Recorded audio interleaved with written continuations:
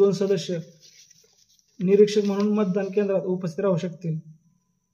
म्हणजे एक तर लायसन धारक म्हणजे दारू चालवायचं परमिशन असणार, आणि दुसरं कोण, ज्या समिती आहेत का नाही दारूबंदीच्या संदर्भातल्या जिल्हा लेवल तालुका लेवल, तर त्यांचा एक नाही 2 सदस्य निरीक्षक म्हणून मतदान केंद्रावर उपस्थित राहू शकतील।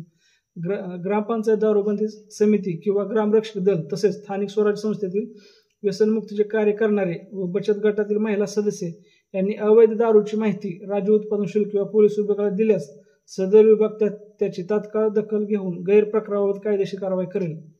म्हणजे बघा, ग्रामपंचायत दारूबंदी समिती किंवा ग्रामरक्षक दल तसेच त्या स्थानिक स्वराज्य संस्थेतील व्यसनमुक्तीचे कार्य करणारे किंवा बचत गटातील जर महिला असतील त्यांनी जर अवैध दारूची माहिती राज्य उत्पादन शुल्क किंवा पोलीस विभागाला जर दिली तर सदर विभाग त्याची तात्काळ दखल घेऊन त्यावर कायदेशीर कारवाई करतील त्या गैरप्रकाराबाबत।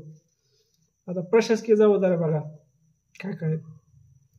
आता वैध दारूची दुकान बंद करण्याबाबत मागणीपत्र मिळाल्यानंतर 1 महिन्याच्या आत गुप्त मतदान घेण्याची व 3 महिन्यात ग्रामसभेची नगरपंचायत नगर परिषद महानगरपालिका वॉर्ड ठरावानुसार अरुणती बंद करण्याची कारवाई संबंधित जिल्हाधिकारी पूर्ण करतील। आता